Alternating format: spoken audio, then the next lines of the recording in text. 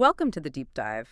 You sent us quite a fascinating stack of material this time, really looking into the, let's say, intense pressures of modern womanhood ambition, all tangled up with these social structures. Yeah, it's pretty dense stuff. And our mission today, I guess, is to sort of analyze what the text is arguing happens when women figure out that the usual paths, the conventional ways to succeed, are Well, maybe completely rigged against them. exactly. Rigged is a good word. So the narrative focuses on two main characters, two women. Their environments are radically different, but the pressure, just as intense for both. That's right. We have Sloane, who's an academic, a mother, really struggling with work, family, identity, the whole package. And then there's Nina. She's a university student, and she's desperately trying to find belonging, curated success, through the Greek system, specifically the sorority called the house. And the core idea, the conflict the material seems to explore, is how these societal expectations kind of clash. You've got the ambitious CEO idea pulling one way. And the domestic good mother ideal pulling the other. And the text suggests that when these conventional paths fail or feel impossible, these characters start pursuing power in ways that are, well, extreme, sometimes pretty dark. Definitely dark. Maybe we should start with Sloane. Her situation feels like such a clear example of how institutions can fail individuals. Let's do that. Her struggle is laid out with almost painful detail. She's an adjunct, right? Which basically means her job exists because her husband, Max, got the tenure track position, that whole two-body problem. Exactly. And the text describes her feeling like ordinariness incarnate. She's dealing with chronic pain, too low back, other physical issues from childbirth, and just this constant, relentless psychological weight of being a mother. The structural stuff is it's everywhere for her. Because her job is so unstable, she feels her own intellectual value just shrinking. There's this fear she's becoming less interesting. And the text connects that professional anxiety directly to being a mother. It argues motherhood completely changes the value of her time. How? Well, any minute she's not spending with her daughter, Isla, it has to be justified. It needs a clear purpose. Work, sleep, time with Max. Anything else feels wasteful, indulgent. Right, leading to this crushing guilt.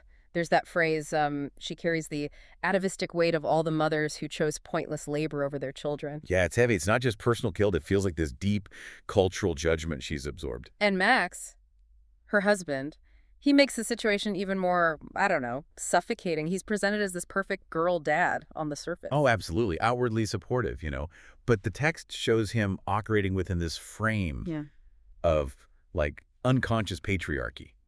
It's the subtle stuff. Like what? Give us an example. Okay, so he puts on this special doting voice for Isla, or he'll argue about giving her water instead of juice, totally oblivious that Sloane's already had that exact argument probably multiple times that day. Ah, okay, so it's performative care, almost. Kind of. And when he just casually says he can take Isla so Sloane can do her extracurriculars, it just highlights that he sees her work, her commitments, as secondary. His career, the tenure track one, is the priority. That's sacred. That really lays bare the structure she's in, the system set up to exploit her time, her position, and even a seemingly supportive partnership just ends up reinforcing it. It's a tough spot, a really tough spot. Okay, so if that's the unwinnable game Sloane finds herself in, let's switch to Nina. She seems to be trying to preemptively buy her way out of that kind of future. Exactly. Nina is chasing what Sloane seems to have lost, or maybe never had, invulnerability. And she sees it in the house, this sorority. It's portrayed as less of a social club and more like a power concentrator.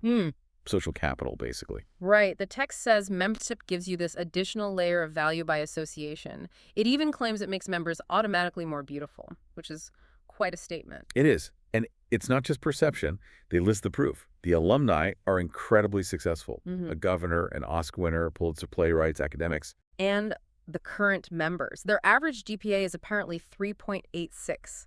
It's intense. Joining isn't just joining, it's being pre-selected.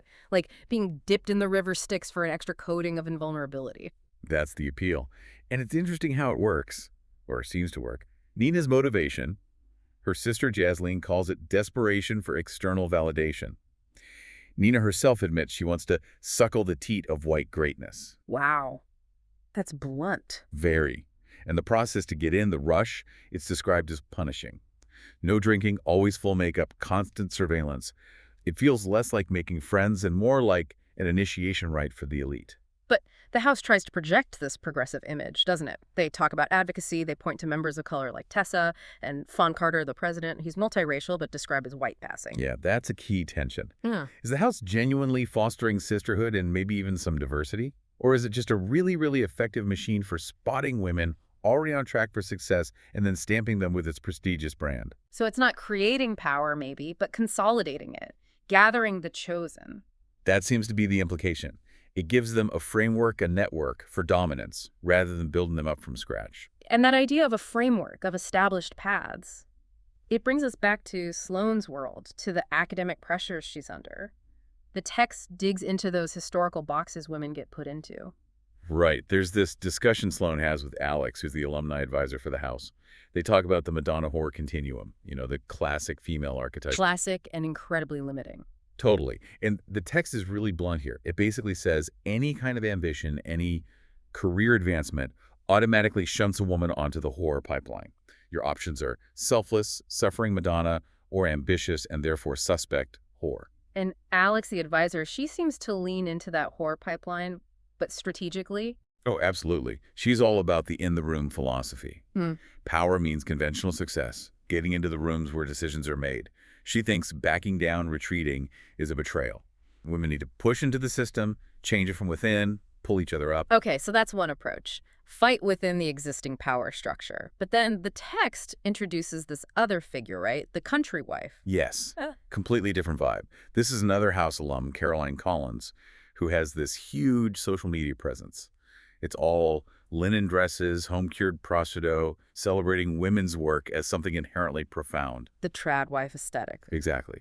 And Sloane, feeling trapped and burnt out, becomes obsessed with it. She sees it as this peaceful, desirable escape route from her high-pressure academic life. But it's not really an escape, is it? That's the twist the material introduces, this difference between the aesthetic and the actual strategy. Right. Sloane eventually finds out that Caroline's idyllic life is pure performance. It's calculated content creation. It's a brand, a job.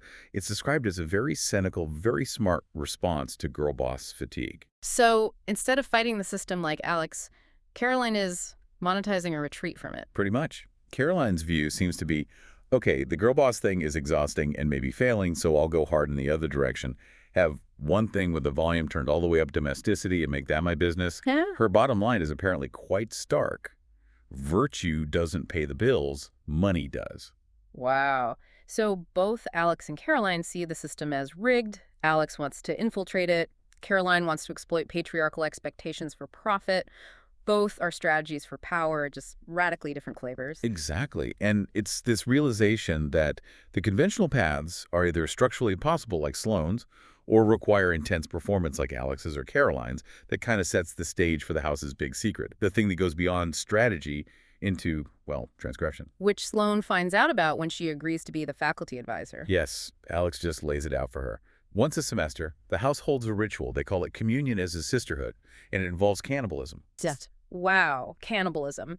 And the text doesn't frame it as like psychotic delusion. It gives it this weirdly pragmatic rationale. It does. Alex describes it as rejuvenating and cleansing.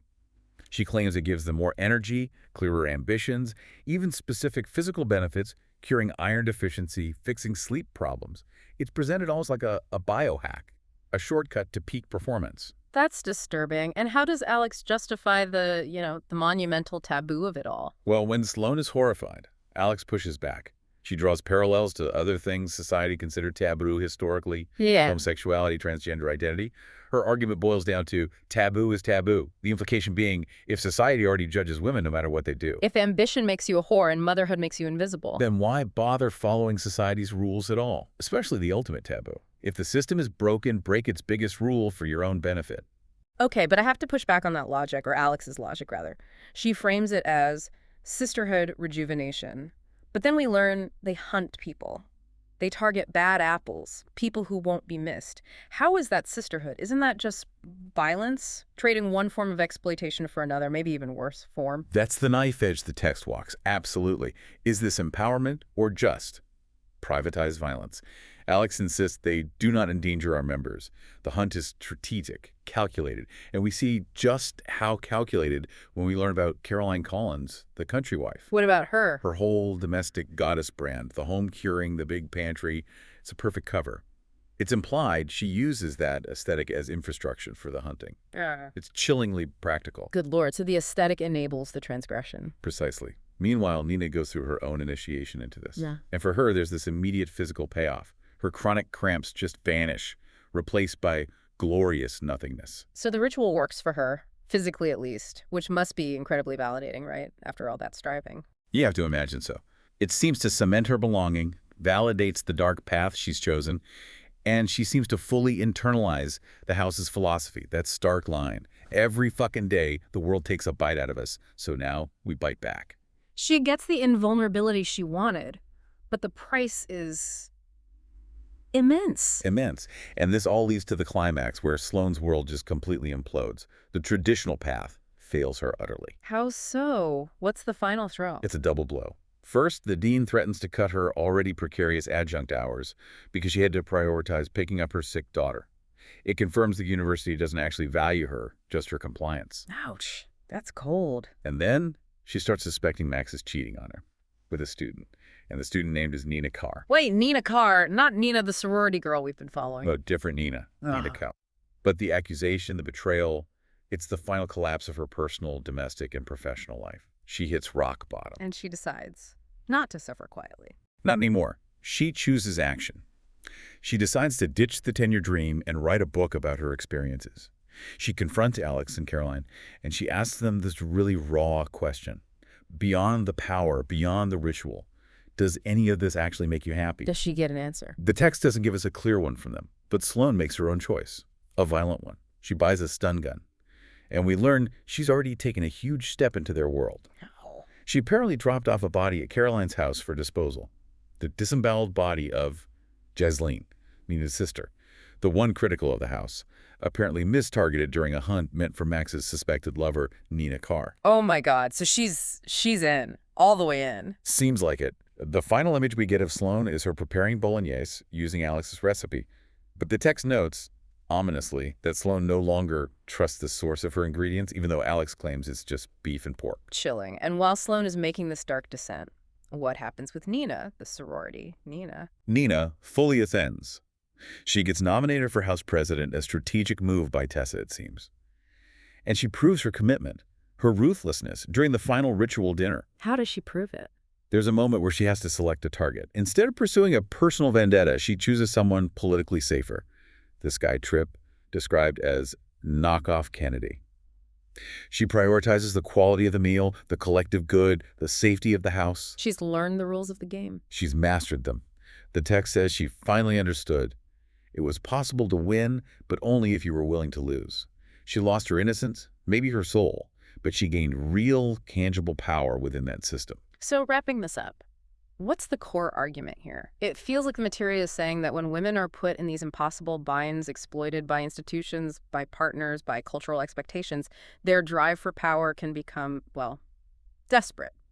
And it pushes them past any recognizable ethical lines. I think that's right. Whether it's through hyper-ambition like Alex, performative domesticity like Caroline, or literal transgression like the ritual, it's all portrayed as a response to a rigged system. Both Sloane and Nina ultimately get the agency they were searching for, but it costs them their humanity, their lightness maybe. Their lives become this relentless, calculated hunt. Yeah, the price is extraordinarily high. And there's that final, really provocative sentiment in the source material that the only way for a woman to be truly seen as good is to die a martyr. Anything else invites criticism. So does this story suggest embracing the monstrous, like the house does, is the only way out of that cycle of judgment and failure? Or does it just swap one kind of suffering for another? A more active, violent kind, perhaps, but still suffering. Right. What game is even left to play when you conclude that scarcity is a myth, as the text says, but self-interest is a choice?